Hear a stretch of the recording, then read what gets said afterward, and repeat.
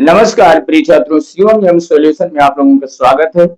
आइए आज आपका क्लास देखिए इस प्रैक्टिस को करवाने जा रहे हैं आप लोगों को, यानी एमसीक्यू। इसमें जो थ्योरी क्लास था ये आप लोगों को वर्णमाला पढ़ा चुके हैं। आज वर्णमाला अल्फाबेट का आप लोगों का एमसीक्यू ये आप लोगों को समझाने वाले हैं। ये प्रैक्टिस सेट है जिसमें आपके 20 क्वेश्चन आपको दिए जाएंगे, जिसमें से आपका 10 पहले बार में और 10 दूसरी बार में समझाया जाएगा। आइए तो बच्चों देखते हैं पहला क्वेश्चन क्या है। पहला क्वेश्चन यह है, देखते हैं यहाँ कि भाषा की सबसे छोटी इकाई है। तो इसमें आपके कितने ऑप्शन दिए गए हैं? 4 विकल्प दिए गए हैं। पहला शब्द, दूसरा व्यंजन, पहला शब्द है आपका, दूसरा व्यंजन है, तीसरा स्वर और चौथा आपका वर्ण है। तो अब इस चारों में से आपको छांटना है, यानी विकल्प को ये चूज करना है, चुनना है कि कौन सा ऑप्शन आपका सही आ रहा है। तो कौन सा ऑप्शन, अब ये 4 ऑप्शन आपके सामने दिए गए हैं, तो 4 ऑप्शन में से एक ही तो सही होगा। तो जो ऑप्शन आपका क्लियर होगा, करेक्ट होगा, उसी पर आप टिक कर सकेंगे। तो अब भाषा की सबसे छोटी इकाई, देखिए शब्द जो होता है ये वर्णों से मिलकर बनता है बच्चों। वर्ण यानी वर्णों के सार्थक मेल को हम शब्द कहते हैं। जैसे मान लीजिए आपका हो गया का म ल, ये जब 3 वर्ण आपस में जुड़े तो ये आपका बन गया शब्द। अब व्यंजन की बात करते हैं, तो व्यंजन में भी अगर का लिखना है तो का में आधा का में आपका आ जुड़ेगा, तो ये का बनेगा। यानी ये बिना स्वर की सहायता से नहीं बोले जा सकते हैं। स्वर स्वयं उच्चारित होता है, ये स्वयं स्वतंत्र होता है, जैसे आ, इसमें कोई किसी की सहायता नहीं लेनी पड़ती है, स्वयं उच्चारित होता है। वर्ण की बात आती है तो भाषा के लिखने के लिए वर्ण वर्ण कोई भी अक्षर हो सकता है, जैसे माँ लिखा है, का लिखा है, या कोई भी अक्षर लिखा हुआ है। तो जब उसको हम जोड़ते हैं यानी पूर्णता होता है, स्वर व्यंजन मिले होते हैं, उसी को वर्ण कहते हैं। स्वर अकेला होता है, व्यंजन में स्वर व्यंजन मिलते हैं, लेकिन ये पूर्ण नहीं होता है। अब इसमें देखते हैं कि कौन सा ऑप्शन आपका सही है। तो इसमें करेक्ट ऑप्शन आपका बच्चों आ रहा है, यानी भाषा की सबसे छोटी इकाई आपकी क्या होगी? वर्ण होगा। तो ये ऑप्शन आपका करेक्ट होगा, डी नंबर। डी नंबर आपका करेक्ट आ रहा है। फिर देखते हैं निम्न में से कंठ ध्वनियां कौन सी हैं। तो कंठ ध्वनियां क्या है? आपको पढ़ाया है कि कंठ ध्वनियों में कौन कौन से वर्ण आते हैं। जैसे मान लीजिए क, ख, ग, घ, अंगा, ये आपका कंठ से उच्चारण होता है। अब यारा, यारा ये क्या है? अंतस्थ व्यंजन है आपके। चा, छा, जा, झा, ये आपके आते हैं, यानी कंठ के बाद तालु से आता है, ये तालु से वर्ण है। चा, छा, जा, झा, यानी चा, छा, जा, झा, इया, ये आपके यानी तालु से आते हैं, ये टीयम। अब उसके बाद में देखते हैं यहाँ पर टाठा डाढ़ा आ रहा है, तो टाठा डाढ़ा अड़ा ये मूर्धा से उच्चारण होते हैं, यानी मूर्धा से टा, ठा, डा, ढा, अड़ा, ये बच्चों आपके मूर्धा से आते हैं। तो ये मूर्धा से, ये तालु से और ये कंठ से। तो इसमें बताना है कि निम्न में से कंठ ध्वनियां कौन सी हैं। तो कंठ ध्वनियां आपकी कौन सी हैं? ये आपका क और खा है। का खा ऑप्शन आपका करेक्ट आ रहा है, ये आपका सही होगा। तीसरे प्रश्न पर पहुंचते हैं। तीसरा है कि स्थान के आधार पर बताइए कि मूर्धन्य व्यंजन कौन से हैं। अब मूर्धन्य व्यंजन आपको बताना है कि मूर्धा कौन है। मूर्धा में देखिए सबसे पहले ग, घ, ज, झ, ड, ढ, प, फ। तो ये जो आपका गा घा है, ये आपका कहां से निकलता है? का खा गा घा भी बताया है, ये कहां से निकलते हैं? कंठ से, यानी ये कंठ से आपके हो जाएंगे, ये कंठ से होगा। जा झा चा, ये तालु से होगा आपका, तालु से होगा। डा डा डा, ये आपको बताना है पा फा फा कहां से है? पा वर्ग, यानी यानी क, का खा गा घा अंगा, यानी कंठ से, फिर तालु से, फिर ये टाटा डाढ़ा ये मूर्धन से होगा, यानी मूर्धा से, मूर्धन का मतलब मूर्धा से। तो ये ऑप्शन आपका करेक्ट आ रहा है, ड और ढा, यानी सी ऑप्शन आपका एकदम करेक्ट आ रहा है। ये सी ऑप्शन आपका एकदम करेक्ट आ रहा है। अब देखिए पापा बाबा ये ओष्ठ से आ रहा है, ओष्ठ से, ये सारी चीज आपको बता चुके हैं। ये कंठ से, ये तालु से, मूर्धा से, ओष्ठ थे। तो आप पूछ क्या रहा है प्रश्न, मूर्धन्य व्यंजन कौन से हैं? तो मूर्धा में आता है ड और ढा। क्या आता है, ड और ढा। अब अगले प्रश्न पर पहुंचते हैं कि निम्न में से अल्प प्राण कौन से हैं? तो अल्प प्राण की बात करते हैं बच्चों, तो अल्प प्राण आपको बताया है, अल्प प्राण में बताया कि एक अल्प एक महा, एक अल्प एक महा, एक अल्प, यानी जो आपका एक अल्प होगा और दूसरा महा होगा। तो यहां पर देखें, छोटा बड़ा से नहीं, का ग फ भ फ भ, तो इसमें देखते हैं अल्प बताना है आपको। तो का पहला वर्ण हो जाएगा आपका अल्प, खा महा हो जाएगा, फिर तीसरा यानी गा आपका अल्प हो जाएगा। आप इस प्रकार से पहला और तीसरा जो होगा वही आपका अल्प प्राण होगा। तो पहला तीसरा इसमें बच्चों कौन है, ये आपका बी ऑप्शन आपका सही है, का और गाया, जो कि पहला और तीसरा ये आपके अल्प प्राण है। और था धा नहीं है, ना फा और भा है। इस प्रकार से आपका कागा करेक्ट आंसर हो रहा है। अब आइए अगले क्वेश्चन पर देखते हैं, 5वां नंबर पर पहुंच जाते हैं। 5वां में है, निम्न में से नासिक के व्यंजन कौन से हैं? नासिक के, नासिक का मतलब होता है हर वर्ग का पंच यानी पांचवा वर्ग, हर वर्ण का पांचवा वर्ग होता है। जो क ख ग घ अंगा, क ख ग घ अंगा, यहाँ पर देखते हैं क ख ग घ अंगा, च छ ज ज झ इया, ट ठ ड ढ ढ़, त थ द ध न, प फ ब भ म। अब देखिए जो पांचवा वर्ग है, देखो बच्चों, ये अंगा, इया, अड़ा, न और ये म, ये पांचवा जो वर्ग आता है ये आपका है क्या, ये आपके हैं नासिक के, यानी नाक से बोले जाते हैं। जो नाक से बोले जाते हैं नासिक के व्यंजन कहलाते हैं। तो इसमें देखो बच्चों कौन सा ऑप्शन आपका सही आ रहा है, इसमें पेट चिरवासा होगा नहीं, गा होगा नहीं, या जा भी नहीं होगा, तो आपका बी ऑप्शन सही है, यानी इया, यह आपका नासिक के है, नाक से बोला जाने वाला वर्ण है। अब अगला क्वेश्चन देखते हैं, ये आय वर्ण क्या कहलाते हैं? ये आय वर्ण क्या कहलाते हैं? नासिक तो होंगे नहीं, ओष्ठ होंगे नहीं, क्योंकि पा वर्ग आता है ओष्ठ में, पा फ ब म, पा फ ब भ म, ये जब होंठ से बोले जाते हैं तो ये ओष्ठ कहलाते हैं। तो पा फ ब भ म तो है नहीं, इसमें मूर्धा टा ठ डा ढ अड़ा होता है, बताया ही है। अब इसमें कंठ और तालव्य की बात है, तो ऑप्शन नंबर डी आपका सही है कि ये और आए कंठ और तालव्य से हैं, ये कंठ और तालव्य के, ये आए वर्ण क्या कहलाते हैं, कंठ और तालव्य।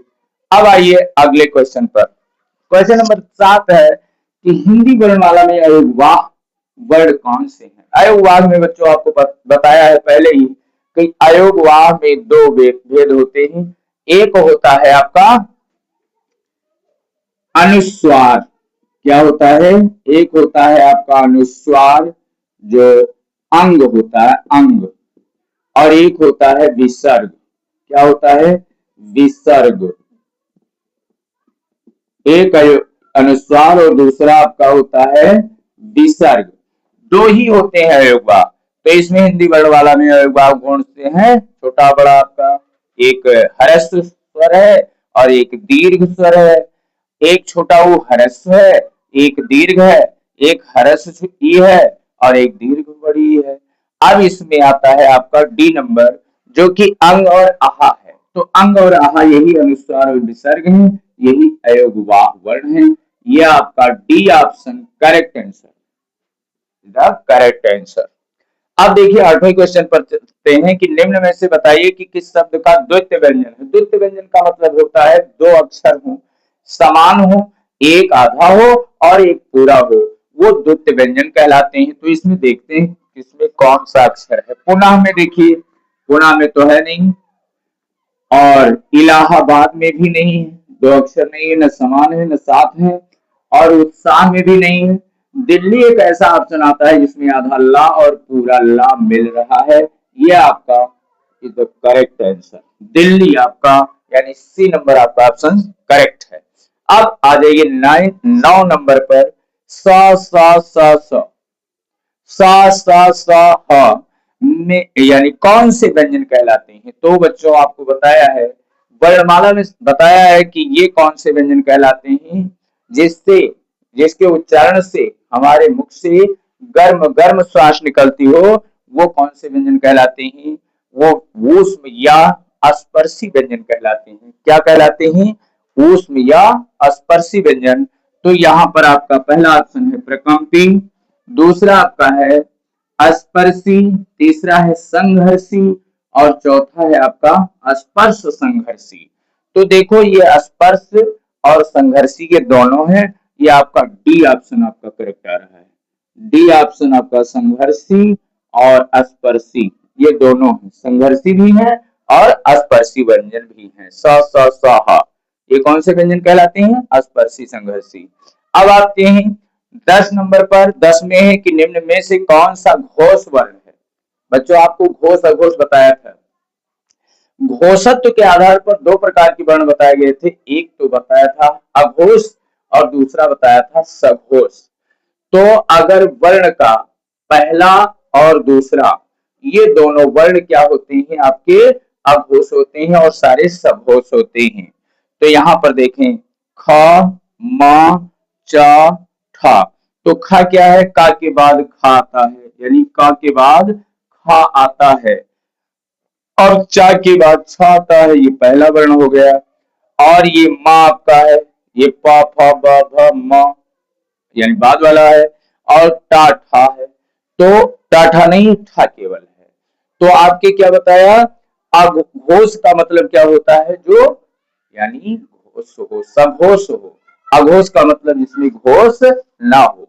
घोष का आपको परिभाषा भी बताए थे कि जिनके उच्चारण में हमारी स्वर तंत्रियां कंपन करती हैं, वो होता है आपका सघोष, और जिनके उच्चारण में कंपन नहीं करती हैं वो होता है अघोष।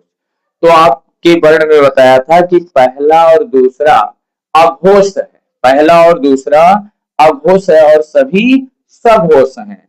तो यहाँ पर पहला और दूसरा अघोष और यानी और जितने हैं सब सघोष हो गए। तो सघोष की बात इसमें आती है। तो का ख ये आपका अघोष में चला जाएगा, चा छ ये भी अघोष में आ जाएगा, प फ ब भ म ये आपका सघोष में आता है, टा ठा ये भी अघोष में आ रहा है। तो यहाँ पर सघोष कहो चाहे घोष कहो, ये आपका यानी C option is the correct answer. प फ ब भ म ये सभी सघोष में आते हैं, यानी पहला दूसरा अघोष और सभी वर्ण सघोष आते हैं। तो इस प्रकार से आपका 10 प्रश्न कंप्लीट हो गया। अब इसके आगे 10 प्रश्न आपको और बताए जाएंगे, तब तक के लिए आप प्रतीक्षा करें। देखिए बच्चों, ये 11 नंबर क्वेश्चन आपके सामने है कि ज्ञ वर्ण किन वर्णों के संयोग से बना है। ज्ञ वर्ण किन वर्णों के संयोग से बना है। तो इसमें ऑप्शन आपके 4 दिए गए हैं। पहला ऑप्शन आपका है ज धनिया, दूसरा है आपका ज धनिया यानी आधा ज है, हलंत लगा हुआ है, तीसरा है ज और धा, और चौथा डी नंबर है जा और आधा नाविया। तो जो संयुक्त अक्षर यानी मिल करके बनना है, संयोग से बिना है, तो छात्रा गिरा, छात्रा ज्ञा स्रा, ये 4 आपके संयुक्त अक्षर आपको बताए गए हैं। तो ज्ञा किससे बनता है बच्चों? ज्ञा बनता है जा धन या से, जा धन या से ये ज्ञा आपका बनता है। तो ज्ञा ही पूछा जा रहा है, यानी ऑप्शन नंबर आपका ये इज द करेक्ट आंसर, यानी आपका पहला ऑप्शन करेक्ट हो रहा है। अब देखते हैं दूसरा। दूसरा में देखिए छा ध्वनि किसके अंतर्गत आती है। छा ध्वनि किसके अंतर्गत आती है? तो इसमें पहला ऑप्शन है आपका मूल स्वर, दूसरा है बी नंबर घोष वर्ण, तीसरा आपका है संयुक्त वर्ण और चौथा आपका है तालव्य। तो बच्चों मूल स्वर तो है नहीं छा, न घोष वर्ण है आपका, ये यहाँ पर संयुक्त वर्ण आ रहा है, तालव्य भी नहीं है, तो आपका ये संयुक्त वर्ण आ रहा है, यानी छा को संयुक्त अक्षर कहा भी जाता है। जैसे छा बनना है बच्चों, तो छा कैसे बनेगा? छा को बनाएंगे हम क हलन और सा, क और सा बनाते हैं, ये संयुक्त वर्ण होते हैं। संयुक्त में आपके संयुक्त वर्ण चार हैं, बताए दिए गए हैं, छ त्रा ज्ञ, छ त्रा ज्ञ, यानी छ तो जान ही गए, त्रा में भी जान गए हैं, त्रा में क्या होता है? यानी त, यानी ता के नीचे हलंत और रा आपका होगा, और ज्ञ में तो आपको बताया ही है, और एक स्रा होता है, स्रा, इसमें होता है आपका स हलंत और आपका रा, ये होते हैं संयुक्ताक्षर। तो यहाँ पर छ आपका संयुक्ताक्षर है, और ये आप ऑप्शन नंबर सी आपका करेक्ट आंसर हुआ। अब देखिए घा, घा का उच्चारण स्थान कौन सा है? घा, अब देखिए आपको हमने बताया है केटीएम 2, कंठ, तालु, मूर्धा और दंत ओष्ठ। तो सबसे पहले आपका आता है का वर्ग, तो का वर्ग किस में आता है? का वर्ग आता है आपका का वर्ग, ये आपका आता है कंठ से, किससे आता है? कंठ से।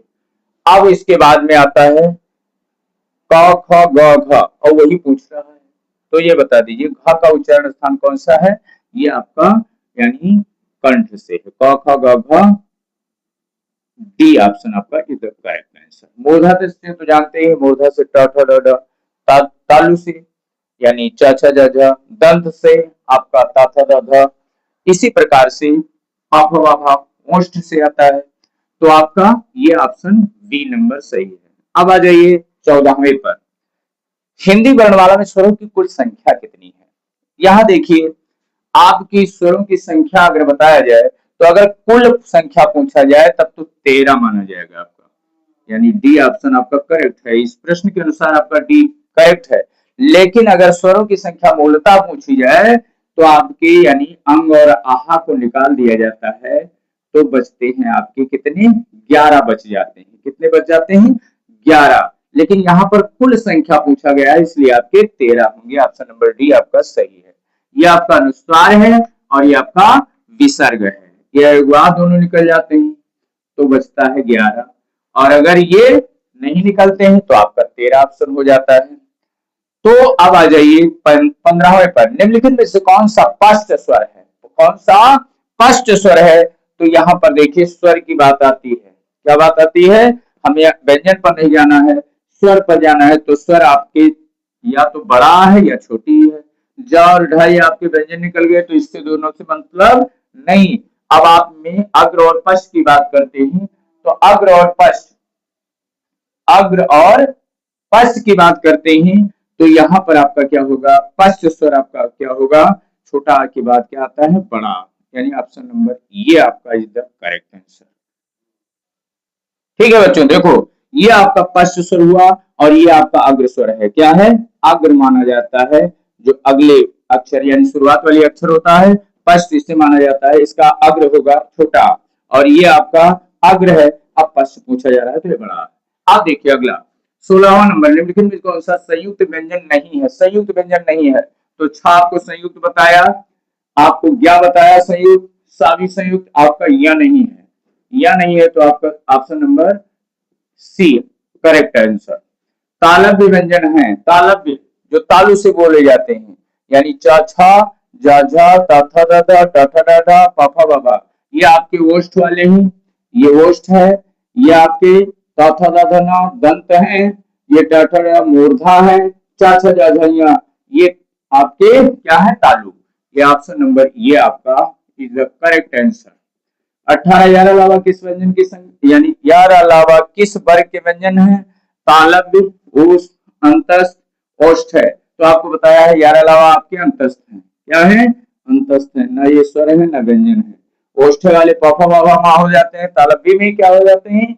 यानी तालु, चा छ जा उस में आते हैं स स स ह, अनुनासिक व्यंजन कौन से होते हैं? अनुनासिक वर्ग के जो पंचम यानी पंचमाक्षर होते हैं वो आपके अनुसार अनुनासिक होते हैं, जैसे यम नम, यानी डी ऑप्शन आपका करेक्ट आंसर आ रहा है। डी ऑप्शन आपका सही होगा। अब प्रयत्न के आधार पर ला किस प्रकार की ध्वनि है? इसमें पहला ऑप्शन है आपका पार्श्व, उत्क्षिप्त, प्रकंपित, संघर्षहीन।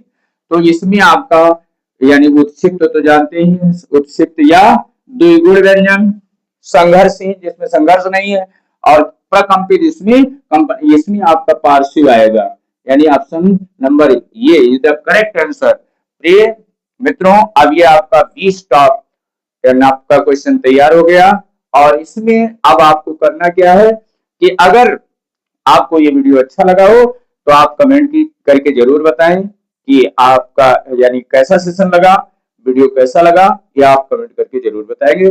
जय हिंद, जय भारत।